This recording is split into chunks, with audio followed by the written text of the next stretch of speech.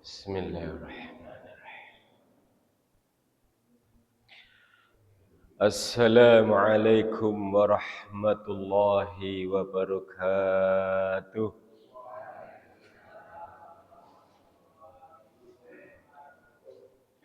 Alhamdulillahi rabbil alamin.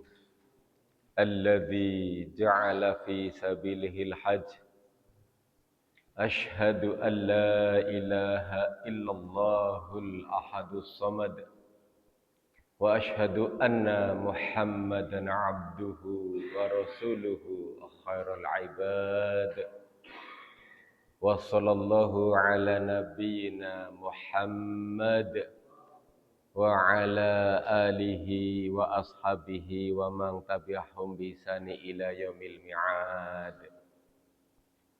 قال الله تعالى في القرآن الكريم: أعوذ بالله من الشيطان الرجيم.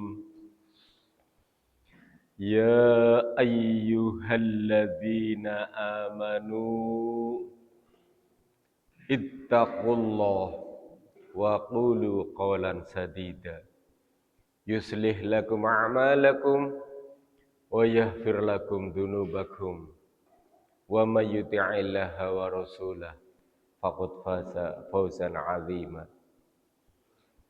Ya ayyuhalladzina amanu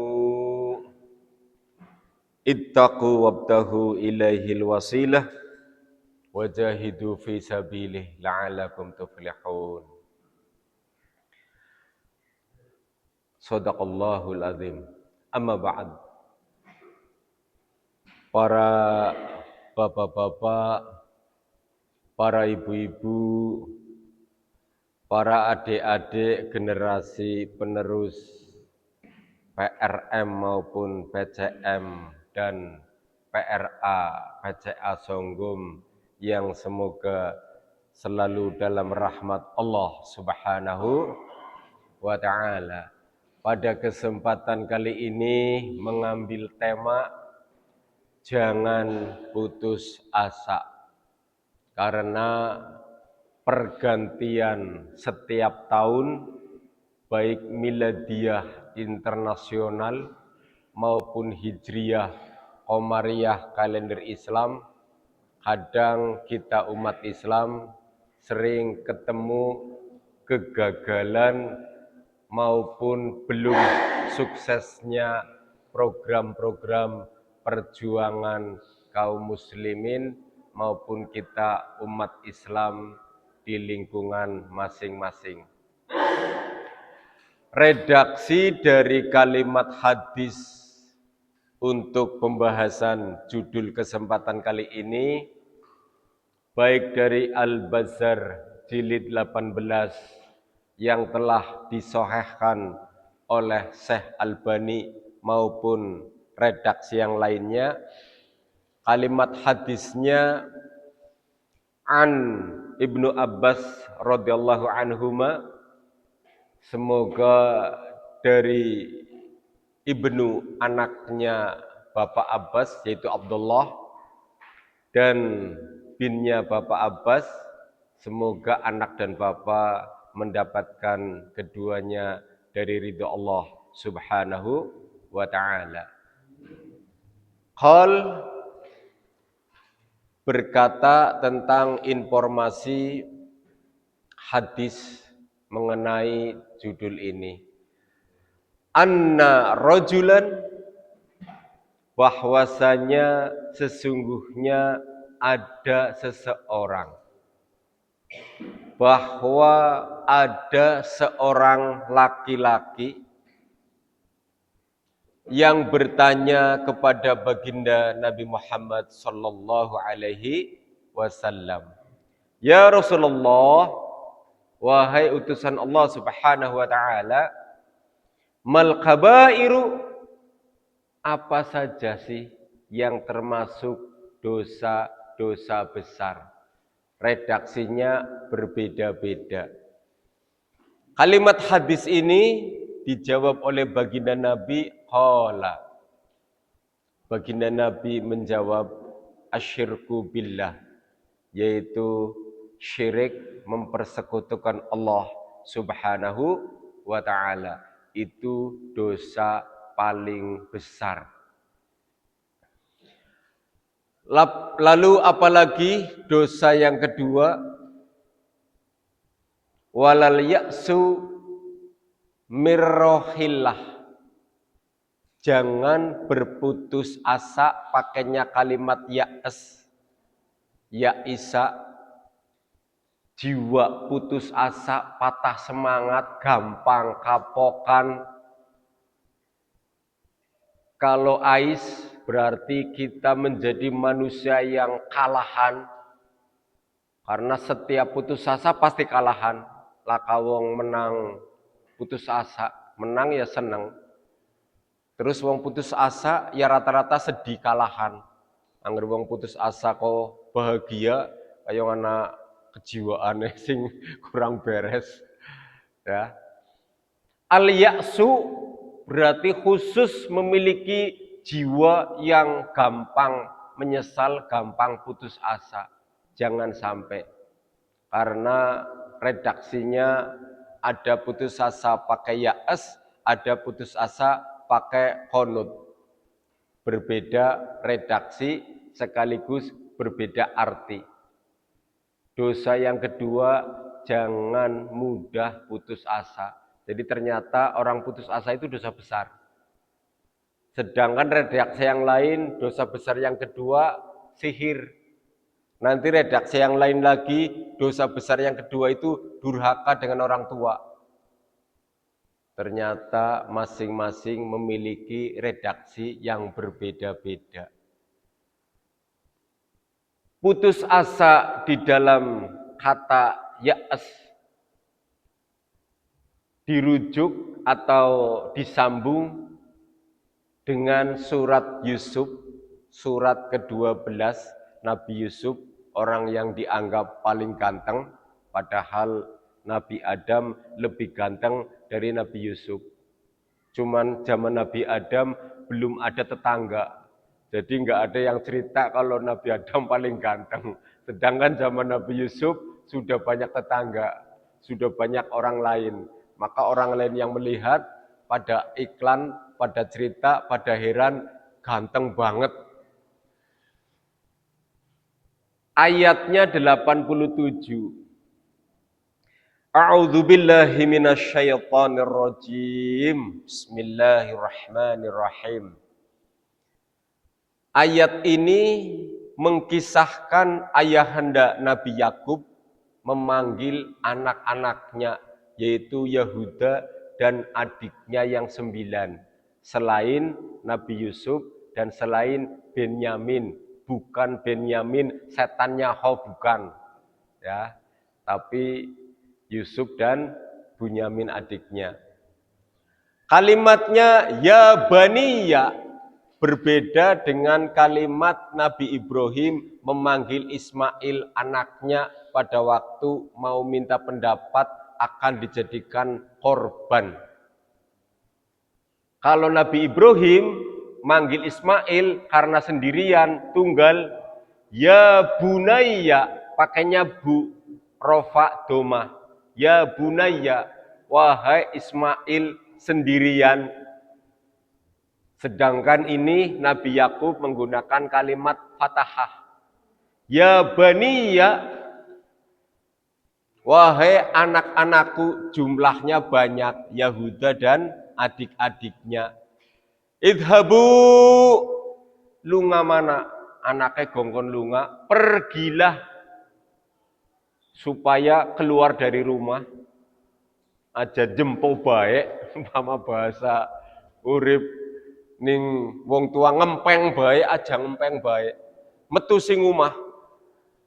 Fatahassasu, maka agar keluarmu dari rumah itu merasakan susahnya hidup di luar, merasakan sengsaranya di perjalanan, merasakan betapa jadi orang musafir itu bagian dari azab. Wong ning dalan ki luwih susah. Maka karena lunga endak rasa susah, diartikan mencari Nabi Yusuf. Sana pergi untuk mencari mi Yusuf wa akhi, dari pencarian untuk menemukan kabar Nabi Yusuf alaihis salam dengan Benyamin adiknya. Ayat ini mengandung beberapa pengertian. Yang pertama, Yahuda sudah ngerjani bapane, Bapak Yakub wis dikerjani kening Yahuda sang anak. Digoroi, didolimi. Anak mendolimi orang tua, anak bohong pada orang tua, anak ngerjani orang tua. Yaki pertama kisah Nabi Yakub dikerjani anaknya Yahuda.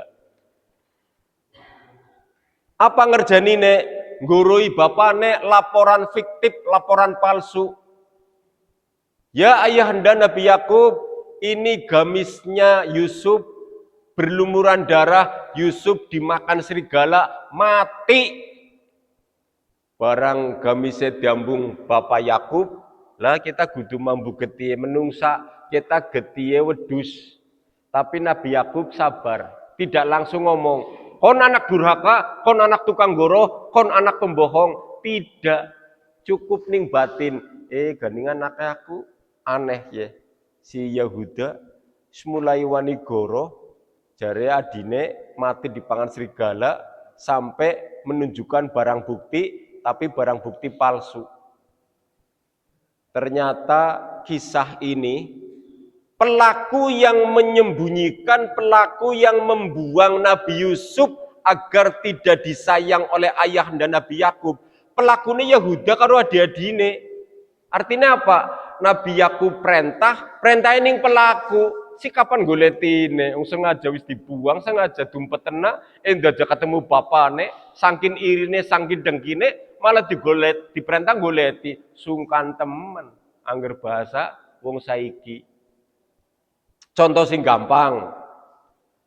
Kalau pelaku kriminal, pelakunya adalah temennya petugas yang mencari barang bukti untuk prosedur hukum, yakin CCTV malah dibuang, CCTV malah dihilangkan, CCTV malah dirusak supaya tidak jadi barang bukti untuk memperkuat tuduhan. Kowe wisana CCTV, zamannya Yahuda durungana CCTV. Maka setelah diperintah, sing diperintah pelakune sih pan serius goleti. Ya orang-orang bakal digoleti. Sengaja, itulah dunia. Jadi kalau sekarang kok ada petugas yang mencari barang bukti tidak dilakukan, ya karena memang prosedurnya sudah kong kali kong dengan orang yang sedang disuruh mencari bukti, baik bukti kesalahan maupun bukti kebenaran. Maka sing ditangkap sing lawan politik. Itu kalau zaman sekarang. Dulu yang dijebloskan ya Nabi Yusufnya, karena lagi lawan iri dengkinya Yahuda. Wis kaya kue Yahuda berbohong atau berdusta atau dolim membuang Nabi Yusuf. Kalimatnya membuang angger bahasane wong Indonesia. Padahal sing arane mbuang Yusuf, ngumpetna Yusuf beda karo mbuang barang. Mbuang barang kita ke tempat sampah, namanya mbuang, ya cekber. Tapi mbuang Yusuf ya alon-alon, disrogena, tumpetena.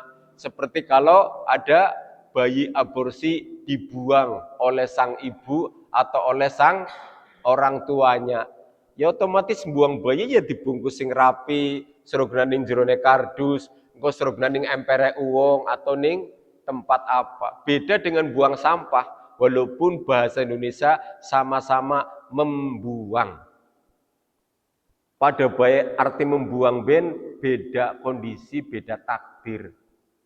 Apalagi berbicara syairnya Quran maupun kata-kata mutiaranya Quran maupun kata-kata prasa dan berbagai macam kemuliaan bentuk puisi Quran. Sungguh luar biasa walaupun artinya sama. Para hadirin dirahmati Allah Subhanahu wa taala. Singkat cerita, Karena pelakune sing diperintah alias sing diperintah ning Nabi Yakub ki jebule pelakune dhewek kakange. Nabi Yakub ya ora pan langsung dinein wahyu kening Gusti Allah. Pelakune kuwe kakange dhewek ora sengaja Gusti Allah kuwi nakdirna supaya Nabi Yakub sabare kaya ngapa punya anak durhaka wani nggoroi wong tua. Ayat lanjutannya wala tai'asu mirrohilla pakai nyata. Wala tai'asu pakainya huruf ta. Nanti kalimat berikutnya pakainya huruf ya. Lamnya pertama lam nahi, lam larangan. Aja baik. Wala tai'asu dan janganlah kamu memiliki sifat putus asa. Dikerjani kening Nabi Yakub, angger bahasa kayak nenek. Kenapa dikerjani? Oh aja kakek alasan, goleti sampai ketemu. Kakang ka sing dadi wong paling dewasa di siti ka goleti adine cilik ben ora ketemu. Goleti kudu sampai ketemu. Dikerjani maning kening bapane. Padahal ya secara ilmu wahyu mungkin ada bisik-bisik dari wahyu bahwa tapi tidak ada keterangan resmi secara formal bahwa Nabi Yakub mengetahui pelakunya adalah Yahuda dan sengaja ngerjani si pelakunya ya orang anak penjelasan kayak kue. Jadi intinya rahasia Allah mengkisahkan Nabi Yakub dengan Yahuda dengan Yusuf alaihis salam. Kalimatnya mirrohillah diartikan putus asa dari pertolongan Allah Subhanahu wa taala. Padahal si jine min rahmatillah ari miki awal kata mirrohillah sejen adoh. Bisa neng diartikan bahasa Indonesia ilmu terjemahane translateko pada baik. Sejen mirrohillah ruhnya Allah singarane ruh we urip baik disrogena ning semut ya urip semute mati ruwe tetep urip balik ning Allah disrogena ning weteng janin hamil urip jebleng lahir urip bayine mati ruhnya pulang tetap hidup di hadapan Allah Subhanahu wa taala. Kita dikasih ruh, kita hidup, kita mati, ruhnya tetap hidup balik lagi kepada Allah Subhanahu wa taala. Artinya apa? Jangan putus asa mirrohillah dari jiwa yang selalu hidup. Aja gampang gagal kapok tapi berjuang terus. Aja gampang gagal terus berhenti ikhtiar terus. Maka umat manusia disuruh berjuang, ikhtiar, belajar, bekerja, usaha dan lain sebagainya. Aja gampang putus asa dari kehidupan yang harus terus-menerus diperjuangkan sampai titik darah penghabisan, sampai cengap-cengap napas terakhir. Kudu usaha menjadi orang yang ingin mencari kebenaran. Maka menggunakannya putus asa mirrohillah dari ruhnya Allah Subhanahu wa ta'ala. Aja gampang putus asa. Sifatnya putus asa dari bekerja keras maupun usaha ikhtiar. Contoh sing gampang. Engganeng gemien sing penemu listrik, penemu lampu man Thomas Alva Edison disebutnya Alfa, anak Alfane. Kenapa? Mas Thomas Alva Edison, Alfa kue artine 1000, lebih dari 1000 penelitian. Edison wis ganti nama, edisi penelitian. Berarti lebih dari 1000 analisa paper maupun zaman saiki tulisan gagal maning ora sukses maning engganeng mandeg barang wis ping 1000 mandeg upamane kapok yan dian Zaman saiki durung tentu padang kayak kiye bisa pengajian anak AC, anak padang listrik. Waduh, hayong. Untung ora kapok wonge. Padahal dudu nabi, dudu ulama, dudu ahli tafsir. Tapi sudah Allah takdirkan ping sewu gagal ora kapok. Ayat nggo nabi, ayat nggo ulama wong Islam, tapi sing lagi dipraktekna oleh takdir Allah wong non muslim. Maka kita itu harus memadukan walaupun kejadiannya wahyu untuk kepentingan Islam, tapi Allah mentakdirkan lewat orang non muslim, ya itulah bukti tidak semua praktek kebenaran itu dari kelompok Islam, tidak. Ternyata sing praktek orang putus asa dari non muslim, sing orang ngerti ayat. Aneh tapi nyata. Maka satunya lagi man james buat neliti maning supaya listriknya ke lancar alirane, dalirna sing brebesan jok songgom ke orang macet-macet, ke nganggone bentuk apa? Diteliti ilmu wat. Anggur bahasa liyane maning ilmu trapo, wis liyane maning ilmu apa kayak Mas Amam sing paham listrik. Ya, intine ndas salurane ke stabil. Maka akhirnya ana 5 watt, 10 watt, 1000 watt, sekian juta watt. Gadi aran maning. Kowe Mas James Watt. Enggane Mas James Watt karo Mas Alpha Edison masuk Islam, la ilaha illallah. Ih, luar biasa, pahalane yakin akan men ahli surga. Kenapa? Lah nggowo ngaji nganggo listrik, nggowo salat nganggo listrik, nggowo perkantoran wong Islam nganggo listrik. Ididih luar biasa. Buku uripe tahun pira diteliti silahkan. Tahun pira uripe ketemune zaman Khalifah Sapa, barangkali masuk Islam tidak tahu kita. Kowe barangkali contoh sing gampang. Raja Najasyi, raja Kristen negara Ethiopia Afrika, pada waktu menolong delegasi Nabi Muhammad, esi kafir, esi non muslim, esi Kristen. Tapi setelah baginda Nabi pulang ke Madinah, ada kabar Raja Najasyi meninggal. Rasulullah bingung. Pada waktu ditinggal pulang, belum ada saksi syahadatnya Raja Najasyi. Padahal orangnya baik. Sementara lingkungan Mekah, lingkungan Arab, pembesar-pembesarnya penjahat-penjahat semua. Man jahal pamane dewek penjahat, man laha pamane dewek penjahat, Man Sufyan pamane dewek penjahat. Dan para konglomerat lainnya pun banyak penjahat yang akan membunuh, akan menangkap, akan memenjarakan, akan menyiksa baginda Nabi Muhammad sallallahu alaihi wasallam. Sehingga hijrah ke Taif, hijrah ke tempat lain, sampai hijrah ke Afrika. Aduh nemen, subhanallah. Sengsara uripe. Kita ta zaman saiki hijrah sing Jakarta menek kepenak numpak bis AC, numpak mobil AC.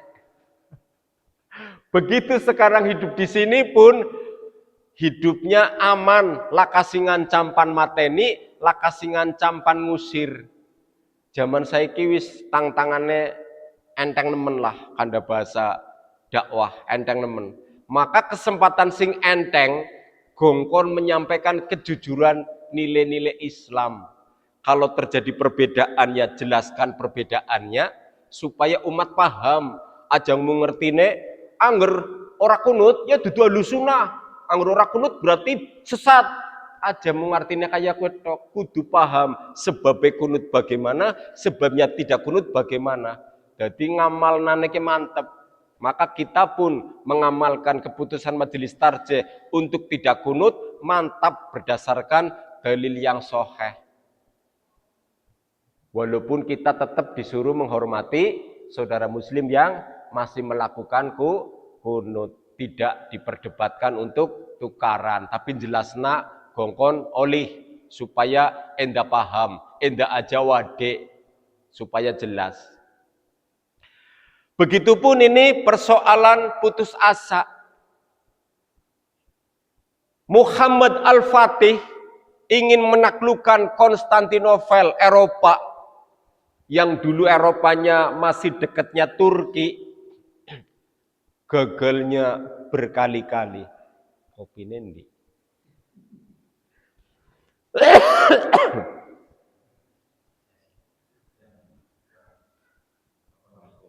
Nggih, matur suwun.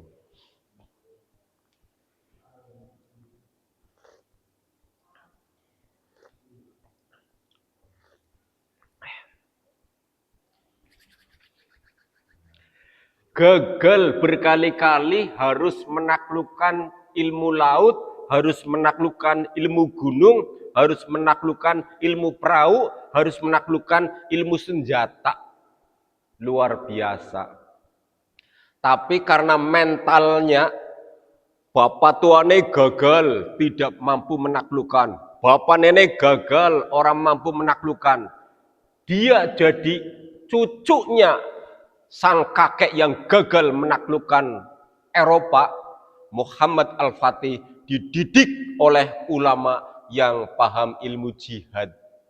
Akhirnya Allah takdirkan sukses, berhasil, walaupun sengsara nemen kudu praune nglewati gunung karena ada penghalang di perbatasan lautnya atau di selat yang menuju laut ke Eropa.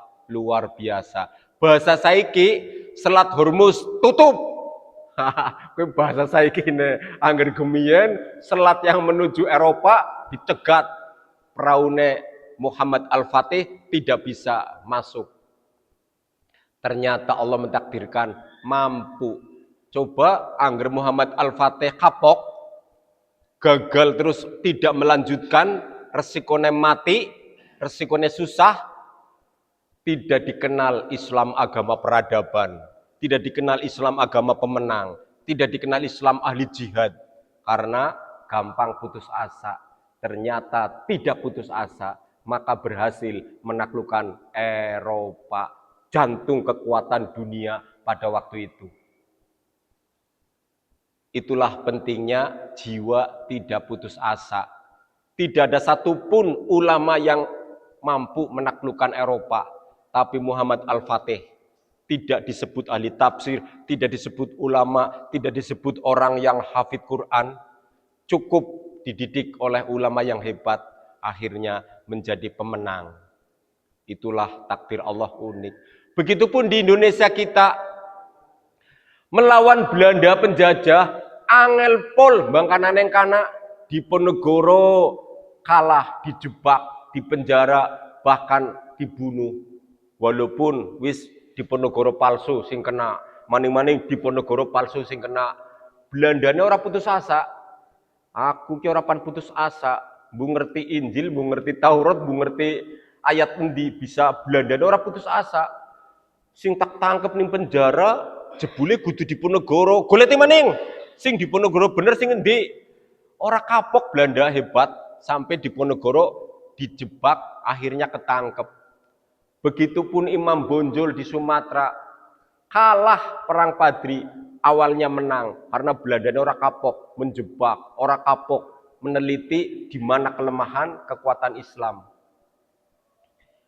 Ahmad Dahlan melihat posisi Islam di Indonesia kalah menghadapi Belanda, pantang putus asa dalam ilmu dakwah.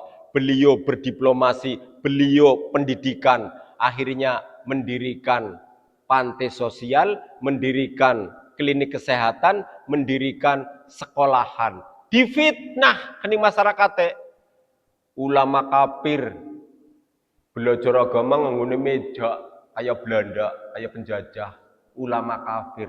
Gak putus asa disebut kafir, tetap berjuang. Yang lain lagi mengatakan, oh kita ulama kafir, pibensi bergaul, berdiplomasi, ngobrol karo gubernur-gubernur Belanda. Berteman dengan orang kafir, dituduh oleh orang lain, katanya ulama kafir gara-gara bergaul dengan Belanda penjajah. Padahal untuk tujuan dakwah, orapan kapok. Akibat jiwa hebatnya sang Syekh Al-Mukarram Kyai Haji Habib Ahmad Dahlan, alhamdulillah Muhammadiyah organisasi terkaya di dunia nomor 1. Coba ngeramat jalan gemian kapok. Lah dituduh kafir, mulah pandakwae, pansolawatan baik. Orang bakal jadi organisasi terkaya. Jibaku uangnya untuk klinik, jibaku uangnya untuk pantai asuhan, jibaku uangnya untuk kepentingan dakwah nilai-nilai kebenaran Islam walaupun diserimpungi Belanda. Mau meresmikan Muhammadiyah, ditolak nih Belanda, ora oleh aja gawe organisasi. Dari semenjak sebelum 1912. Karena cerdas, dia masuk ke istana Belanda, ke gubernur Belanda yang ada di Yogyakarta maupun di tempat lain. Memberikan masukan, nilai-nilai diplomasi. Islam yang ngajarnya disiplin, angger jenengan duwe rakyat disiplin, jenengan semakin hebat jabatannya. Tapi jenengan ngejor rakyat ke bodoh baik, jenengan dudu pemimpin sing hebat, akhirnya balik ning Eropa, jenengan dudu wong sing pahlawan. Tapi angger jenengan didik rakyatnya oleh supaya disiplin dalam agama Islam, jenengan balik ning Eropa, pahlawan Eropa yang pernah bekerja sama dengan umat Islam Indonesia yang dijajah. Diplomasinya jalan, maka tidak dicekal, tidak ditangkap. Itu pentingnya ahli strategi.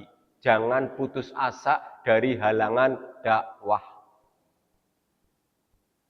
Orde lama Partai Islam Masyumi kalah, dibubarkan. Semangat lagi Orde Baru, ada P3. Semangat lagi Orde Reformasi, ada PKS, ada Partai Bulan Bintang, ada Partai Umat, dan lainnya. Jangan putus asa menyampaikan kepentingan nilai Islam. Kalau ternyata aspirasi di istana, apalagi kok boro-boro sampai ke sidang kabinet, ning gedung DPR MPR ben aspirasinya wis mentok. Kalah poting.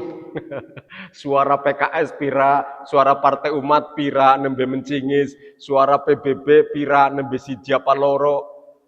Kalah poting. Jangan putus asa. Diplomasi, dialog, sampaikan aspirasinya ke partai di luar Islam. Banyak orang PDI yang KTP Islam, banyak orang Golkar KTP Islam, banyak orang Demokrat KTP Islam, banyak orang Gerindra KTP Islam, banyak partai di luar Islam tapi KTP Islam. Ajak dialog. Supaya apa? Walaupun bukan partai Islam, jangan berani menandatangani LGBT untuk disahkan. Ajak. Alhamdulillah, walaupun kudu partai Islam, ora wani tanda tangan. Lumayan memperbanyak suara voting supaya jak kalah. Lumayan boten? Lumayan aja putus asa, aja muni, loh partainya kudu Islam sih, aku rapan diskusi lah karo kae aja. Gongkon terus berdiskusi, menyambung kekuatan. Begitupun seharusnya aspirasi kepentingan Islam. Angger hukum Quran bisa menjadi undang-undang bernegara, jenengan walaupun kudu partai Islam, jenengan pahalanya bisa pada baik karo aku sing partai Islam. Ayo usul supaya disetujui oleh anggota dewan aspirasi tentang kepentingan hukum Islam. Soal nanti voting kalah maning ora apa-apa. Sampai dinakiye sidang kabinet ora pernah membahas hukum Al-Quran. Jangan putus asa, ndonga kena aja gara-gara nolak hukum Islam terus nganggone ayat wa man lam yakum bima anzalallahu faulaika humul kafirun. Barang siapa tidak berhukum dengan hukum Al-Quran, maka sidang kabinet orang-orang kafir. Lah ya ditangkep dibubarna ora oleh dakwah maning gara-gara putus asa, gampang temen jengkel, gampang temen nyalahna, gampang temen memponis. Padahal yang namanya ilmu dakwah banyak cara aja gampang putus asa. Maka para ulama terus berusaha. Tidak usah debat kusir di sidang kabinet, tidak usah debat kusir di sidang MPR DPR, tapi ikhtiar terus. Maka ikhtiarnya orang partai Islam, ikhtiarnya orang ormas Islam, ikhtiarnya orang yang beragama Islam untuk tidak menolak kemuliaan hukum Allah, mudah-mudahan itu sifat yang bukan putus asa, sehingga tidak menjadi dosa besar, melainkan sekedar dosa belum mampu untuk menerima aspirasi hukum Al-Quran. Nggal dina ngomong Quran kitab suci, nggal dina ngomong Quran itu benar, nggal dina ngomong Quran itu rujukan paling utama, tapi hukumnya tidak diperjuangkan. Ayat lanjutannya, innahu sesungguhnya dia la yai'asu, pakainya ya, terus lamnya bukan lam nahyi, kalau pertama lam nahyi, kalau kedua lam nafi, peniadaan. Sesungguhnya dia pelaku, orang yang mencari Yusuf atau bekerja keras berjuang kok putus asa, tidak ada sifat putus asa illa kejaba kecuali al-qaumul kafirun. Itu hanya sifat kaum yang kafir. Hei Yahuda anakku, aku ke nabi, kon ke anaknya nabi, kudu Islam tunduk pada Allah. Angger kon putus asa, ora pantes. Sing pantes putus asa kue hanya orang yang kafir. Wah, Yahudi diancam kafir angger putus asa. Makanya sekarang pantas disebut kafir. Kenapa? Putus asa dari perdamaian dengan saudara muslim Palestina. Putus asa tidak mau berdamai dengan Iran, negara Republik Islam Iran. Senengnya jaluk perang perintah Amerika ataupun jaluk bantuan Amerika. Tidak boleh putus asa. Harus terus mencari perjuangan untuk menjadi orang benar. Redaksi yang selanjutnya, yang ketiga, walal qanutu mir rahmatillah, jangan berputus asa dari rahmatnya Allah Subhanahu wa ta'ala. Innallaha yaghfiru dzunuba jami'a, mengambil dari surat Az-Zumar, ayat ke-53. Tidak boleh berputus asa dari rahmatnya Allah Subhanahu wa ta'ala. Ayatnya dari Allah, instruksi kepada baginda Nabi Muhammad sallallahu alaihi wasallam. Qul, katakan wahai baginda Nabi Muhammad sallallahu alaihi wasallam, ya ibadi, wahai hambaku. Kalau dilanjut, ya ibadiyalladzina asrafu ala anfusihim, wahai para hamba-hamba Allah Subhanahu wa ta'ala, orang-orang yang melampaui batas, yang berbuat berlebihan atas diri mereka masing-masing, melanggar syariat Islam, melanggar akhirnya dosa, melanggar akhirnya berbuat salah, maka jangan berputus asa dari rahmat Allah Subhanahu wa ta'ala. Ini pakainya langsung rahmat, mir rahmatillah. Beda karo kata kalimat yang tadi kedua sebelumnya. Dan ayatnya menjelaskan orang-orang yang melampaui batas. Wala taqnatu mir rahmatillah, aja baik putus asa dari rahmat Allah, pakainya taknatu. Kalau yaknatu, mereka orang-orang yang putus asa. Wala taknatu, kamu jangan memiliki sifat putus asa. Qanut aja putus asa dari rahmat Allah. Nyambunge innallaha yaghfiru dzunuba jami'a. Sesungguhnya Allah Subhanahu wa taala mengampuni semua dosa. Ayat kie seolah bertentangan, berlawanan, kontradiktif dengan surat An-Nisa ayat 48, ayat 116. Surat An-Nisa ayat 48, ayat 116, innallaha, sesungguhnya Allah Subhanahu wa taala yaghfiru, tidak mengampuni ayyusyraka bih, dosa mempersekutukan Allah Subhanahu wa taala. Allah tidak mengampuni dosa syirik. Tapi ayat 53 surat Az-Zumar, innallaha yaghfiru dzunuba jami'a, sesungguhnya Allah Subhanahu wa taala mengampuni sekabehane dosa. Ayo priben ayat An-Nisa munine Allah orang mengampuni dosa syirik, tapi ayat dia Allah mengampuni semua dosa, termasuk syirik pun akan diampuni. Apa bedanya? Bedanya ada penjelasan yang perlu dijelaskan. Yang pertama, yang dimaksud semua dosa diampuni, termasuk syirik, kalau taubat. Abu Bakar dulu pernah syirik, Umar dulu pernah kafir, Utsman dulu pernah musyrik, para sahabat dulu pernah berbuat menyembah patung berhala. Tapi karena taubat masuk Islam, diterima apa enggak? Diterima semua. Itulah taubat.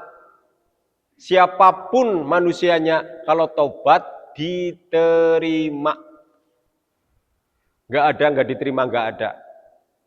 Pan mantan bajingan, pan mantan pelacur, pan mantan pembunuh, pan mantan presiden, pan mantan raja, pan mantan khalifah, si ngomong dari Al-Quran ke makhluk, tapi kok sebelum mati taubat diterima oleh Allah Subhanahu wa ta'ala. Asal taubat. Persoalannya adalah gelem ora taubat, mumpung esi sehat, esi waras, esi urip, esi bisa disakseni wong. Ari Raja Najasyi kan taubatnya karena Rasulullah dikasih wahyu oleh Allah Subhanahu wa taala, kae matine mati wisahadat. Ngaku panjenengan atau ngaku kalau Allah ke Nabi ya, ngaku bahwa engkau itu utusanku. Akhirnya Rasulullah sholat ghaib, asbabul wurud, sebab-sebab terjadinya hadis sholat ghaib, Rasulullah menyolati Raja Najasyi masuk Islam sebelum mati. Gemien laka telepon, laka HP, laka internet, orang ngerti. Sing ngerti siapa? Gusti Allah. Maka ngermiki ternyata Alpha Edison karo James Watt jebule masuk Islam di zaman Khalifah A upamane. Ya alhamdulillah aku melu seneng, ora betok protes. Allah wis mbuh, aku ora ngerti. Ya tetap seneng ngerti. Karena Rasulullah seneng. Ternyata Raja Najasyi ditinggal pulang Nabi, mengimani kenabian Nabi Muhammad sallallahu alaihi wasallam. Walaupun pada waktu ketemu orang langsung syahadat, orang langsung menyaksikan masuk Islam. Subhanallah. Maka rahmat Allah sungguh sangat hebat. Innahu huwal ghafurur rahim. Sesungguhnya Allah Subhanahu wa taala Maha Pengampun lagi Maha Penyayang. Laka siji makhluk sing tobat ditolak laka. Asalkan benar-benar tobat. Tidak boleh menghalangi orang tobat. Itulah kehebatan Islam. Contoh sing gampang. Pelacur, weruh asu, cengap-cengap kehausan. Langsung ana sejarah menceritakan sepatune diculi nggo goleti banyu dinakena ning asu nggo nginum. Itu mendapat rahmatnya Allah, akhirnya menjadi jalan masuk surga.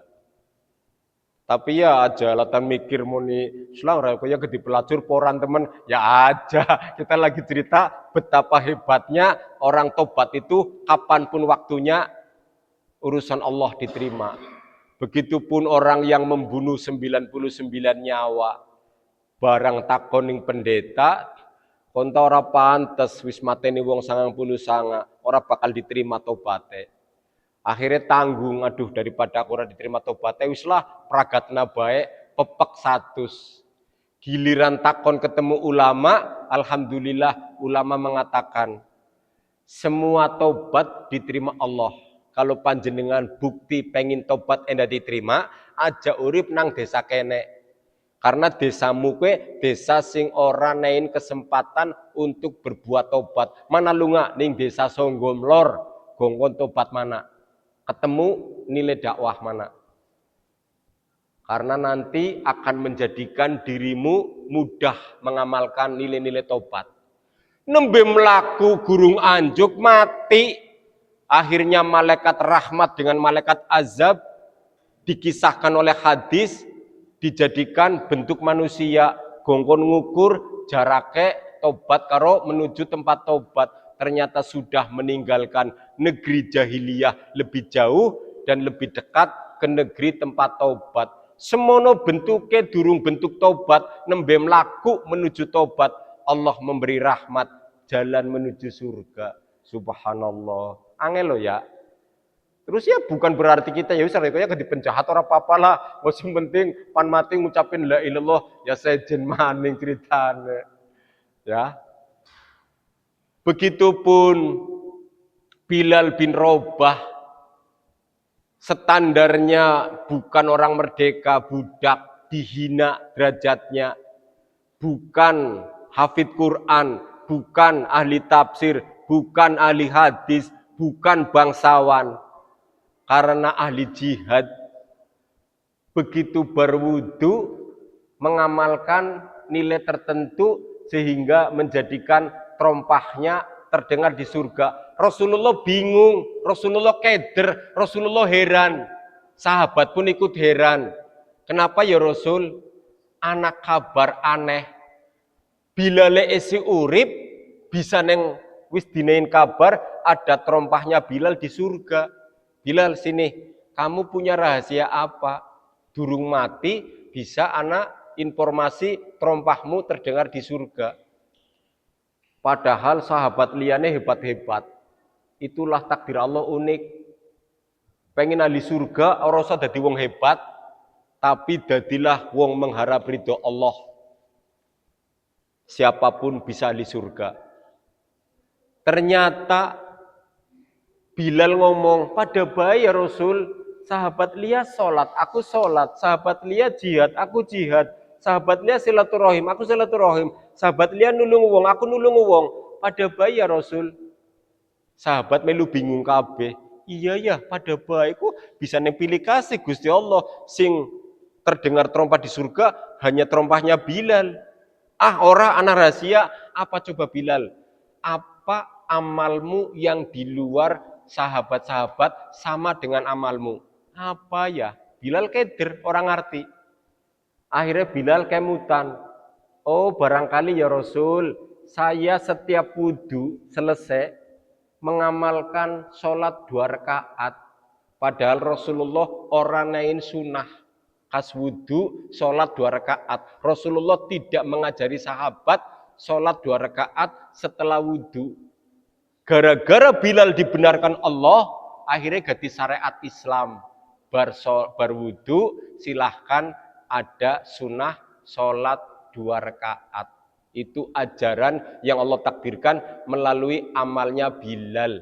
Rasulullah akhirnya setuju dan menganjurkan umat Islam kalau pengen menjadi amalan tambahan, maka sholat 2 rakaat.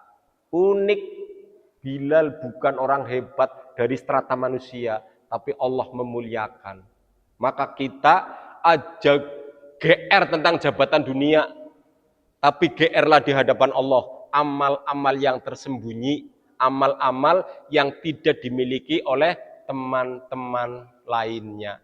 Semoga dengan sifat jangan putus asa ini, kesimpulan terakhir, yang pertama, tidak boleh putus asa menggunakan ya'as mirrohilah adalah untuk perjuangan dalam kehidupan. Aja menyerah, kue gampang, sing gampang kayak kue, aja menyerah. Terus berjuang, oli pahala walaupun gagal. Ya, oli pahala walaupun gagal. Apa manik sukses, alhamdulillah. Yang kedua, tidak boleh putus asa dalam menggapai rahmat ampunan Allah. Pakainya qunut mirrahmatillah. Maka kita siapapun kalau ketemu orang pendosa, tukang mabuk, bocah pang, bocah preman, wong ora tau salat, tapi tukaran baik gara-gara kita orang milu tahlilan, dinasehati. Wis kon tau uripe istighfar bae sing akeh, tobat karo Gusti Allah, wis ora usah debat karo aku, wis beda dalil wis poran, ora wurung kon ora salat, gen ora tukaran, giliran aku ora milu tahlilan, kon wadening aku, wis istighfar bae sing akeh. Bukan dalam istighfare dadekna ampunan Allah, kita oli pahala sing perintah. Aja dedepi nganggo jengkel karena memang wis terjadi perbedaan di masyarakat. Demikian, semoga Allah menjadikan kita orang-orang yang pantang putus asa, selalu semangat berjuang dan selalu semangat mengharap ampunan Allah Subhanahu wa taala. Doa kafaratul majelis. Subhanakallahumma wa bihamdika asyhadu an la ilaha illa anta astaghfiruka wa atubu ilaik. Nasrun minallahi wa fathu qarib. Basyiril mu'minin. Wassalamualaikum warahmatullahi wabarakatuh.